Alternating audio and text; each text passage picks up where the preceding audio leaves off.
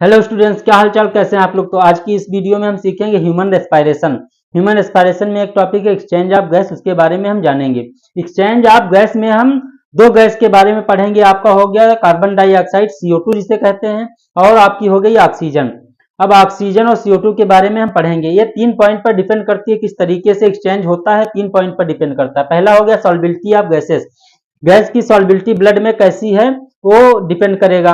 Second number पर आ गया आपकी थिकनेस ऑफ मेम्ब्रेन, मेम्ब्रेन कितनी पतली है उस पर डिपेंड करेगा। थर्ड नंबर पर आ गया आपका प्रेशर ग्रेडियंट, प्रेशर में डिफरेंस कैसा है। तो इस तरीके से गैसेस का एक्सचेंज होगा। तो 3 पॉइंट पर डिपेंड करेगा। पहला हो गया आपका सॉल्बिलिटी ऑफ गैसेस, सेकेंड नंबर पर हो गया आपका thickness of membrane, third number पर हो गया आपका प्रेशर ग्रेडियंट।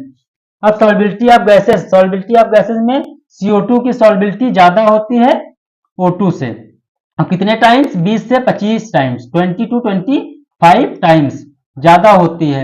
अब थिकनेस ऑफ मेम्ब्रेन, तो थिकनेस ऑफ मेम्ब्रेन यहाँ पे जो मोटाई होती है वो लेस देन आ मिलीमीटर, मिलीमीटर, 1 मिलीमीटर से कम होती है। अब प्रेशर ग्रेडियंट, इसमें क्या होता है, सिंपल डिफ्यूजन होता है। सिंपल डिफ्यूजन किस तरीके से होता है, सिंपल डिफ्यूजन में किसी चीज का अपनी अधिक मात्रा से कम मात्रा की तरफ जाना, उसे कहते हैं डिफ्यूजन। अब यहाँ पे हाई प्रेशर से जो गैस है लो प्रेशर की तरफ जाएगी।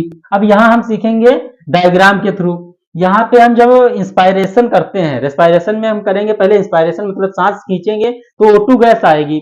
अब O2 गैस जब आएगी हमारे लंग्स में, तो वहां पे पाए जाते हैं इरेगुलर बैग की टाइप में एल्वियोलाई। ये आपका एल्वियोलाई हो गया यहाँ पे। तो एल्वियोलाई में जब गैस भरेगी आपकी, फिल करेगी उसमें, तो O2 गैस यहाँ पे जो बाहर एटमॉस्फेयर में जो प्रेशर होता है O2 गैस का, वो होता है 159 mmHg। प्रेशर किसमें नापा जाता है आपका, mmHg में। किसमें नापा जाएगा, mmHg में।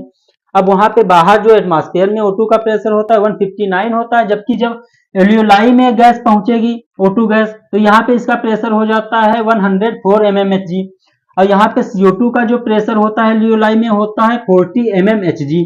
अब यहाँ से जो एल्वियोलाई से है, यहाँ पे जो मेम्ब्रेन होती है वह 1 मिलीमीटर से कम पतली होती है। तो यहाँ पे गैस का एक्सचेंज हो जाएगा, एल्वियोलाई से ब्लड में गैस O2 डाल दी जाएगी। तो यहाँ से O2 जब डाली जाएगी, तो यहाँ पे जब ब्लड में पहुंचेगी O2, तो यहाँ पे O2 का पार्शियल प्रेशर, P मतलब होता है पार्शियल प्रेशर, यहाँ पे जो P दिया हुआ इसका मतलब होता है पार्शियल प्रेशर। तो P के यहाँ पे पार्शियल प्रेशर इसका हो जाएगा 95 mmHg। यहाँ पे कितना था एल्वियोलाई में, 104 mmHg। यहाँ पे O2 का प्रेशर जब ये ब्लड की पाइप में आएगी तो इसका प्रेशर हो जाएगा 95 mmHg, और CO2 का प्रेशर हो जाएगा 40 mmHg। अब यहाँ से जब ब्लड चलेगा तो आपका पहुंचेगा हार्ट में। हार्ट में होता है लेफ्ट आर्टिकल, लेफ्ट आर्टिकल में जब पहुंचेगा तो यहाँ से लेफ्ट वेंट्रिकल में पहुंचेगा।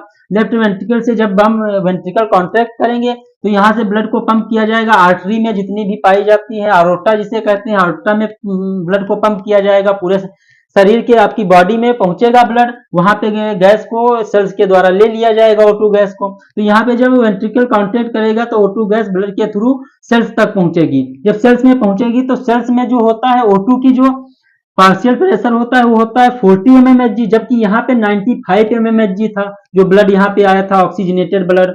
ऑक्सीजनेटेड ब्लड में क्या होता है, यहाँ पे O2 की जो होती है परसेंटेज वो ज्यादा होती है, CO2 की परसेंटेज कम होती है। ऐसा नहीं होता ऑक्सीजनेटेड ब्लड में केवल ऑक्सीजन होगी, नहीं, दोनों गैस होंगी आपकी, O2 भी होगी आपकी और CO2 भी होगी।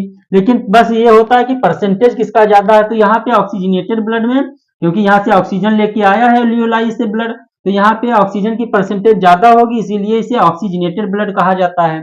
तो यहाँ, और जबकि यहाँ पे वेन होती है तो वेन में डीऑक्सीजनेटेड ब्लड बहता है, आप लोग जानते होंगे।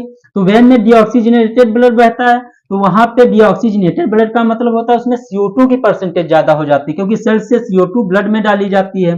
जब यहाँ से पाइप से जो ब्लड जा रहा होता है उसमें CO2 डाल दी जाती है सेल्स के द्वारा, तो यहाँ पे CO2 की परसेंटेज ज्यादा हो जाती है। डीऑक्सीजनेटेड ब्लड में क्या होगा, CO2 की परसेंटेज ज्यादा होगी, O2 की परसेंटेज कम हो जाती है। लेकिन गैस दोनों होंगी, ऐसा नहीं है कि डीऑक्सीजनेटेड ब्लड में केवल CO2 पाई जाएगी आपकी। तो जब यहाँ पे पार्शियल प्रेशर जो है O2 का कितना था, 95 mmHg था। जब ये यहाँ से ये पंप किया गया ब्लड तो ये सेल्स तक पहुंचा, तो यहाँ पे सेल्स में इसका प्रेशर कितना था O2 का, 40 mmHg। अब यहाँ पे हमने पढ़ा प्रेशर ग्रेडियंट, हाई प्रेशर से लो प्रेशर की तरफ गैस को पंप मतलब गैस जाएगी, पंप की जाएगी। तो यहाँ पे 95 mmHg है, तो जब यहाँ पे 95 mmHg था इसका पार्शियल प्रेशर O2 का, O2 का कितना पार्शियल प्रेशर कितना 95 mmHg, जबकि इसमें कितना था 40। तो यहाँ से O2 यहाँ से ब्लड से सेल्स में डाल दी जाएगी, और यहाँ से CO2 जो होती है, CO2 का यहाँ पे पार्शियल प्रेशर होता है 45 mmHg, जबकि यहाँ पे था 40 mmHg। तो यहाँ पे CO2 जो होती है सेल्स से ब्लड में डाल दी जाती है, तो यहाँ पे CO2 की परसेंटेज ज्यादा हो जाएगी, इसीलिए इसे डीऑक्सीजनेटेड ब्लड कहा जाता है। अब डीऑक्सीजनेटेड ब्लड को पुनः वापस जो है हार्ट में पंप किया जाता है। जब हार्ट में पुनः पहुंचेगा ये वापस होके, तो ये पहुंचेगा राइट आर्टिकल से राइट वेंट्रिकल, और राइट वेंट्रिकल से फिर ब्लड को पंप किया जाएगा। जब ब्लड को पंप किया जाएगा वापस, तो यहाँ पे पहुंचेगा ये पल्मोनरी आर्टरी में। पल्मोनरी आर्टरी में आपका डीऑक्सीजनेटेड, वैसे तो आर्टरी में ऑक्सीजनेटेड ब्लड बहता है, लेकिन पल्मोनरी आर्टरी में आपका डीऑक्सीजनेटेड ब्लड बहेगा। और जबकि यहाँ पे पल्मोनरी वेन जो होती है, वेन में वैसे बहता है डीऑक्सीजनेटेड ब्लड, लेकिन पल्मोनरी वेन में बहेगा आपका ऑक्सीजनेटेड ब्लड। तो यहाँ पे जब ये यहाँ पे सेल से CO2 डाल दी गई, और यहाँ पे जब इसका पार्शियल प्रेशर जो है, तो CO2 का कितना हो जाएगा, जब CO2 की मात्रा बढ़ी तो 40 था यहाँ पे, यहाँ ब्लड में कितना था इसका CO2 का परसेंटेज पार्शियल प्रेशर, तो वो था 40 mmHg। लेकिन यहाँ पे जब CO2 को डाला गया तो 45 mmHg इसका हो गया, यहाँ पे O2 निकाल ली गई तो O2 का पार्शियल प्रेशर हो गया 40 mmHg। अब ये ब्लड से होते हुए आपका राइट वेंट्रिकल में पहुंचेगी, वेंट्रिकल से जब कांटेक्ट करेंगे तो आपका ये ब्लड पल्मोनरी आर्टरी में पहुंचेगा। यहाँ पे इसका पार्शियल प्रेशर आपका बताया ना 40 mmHg था, और पार्शियल प्रेशर आप CO2 45 mmHg था।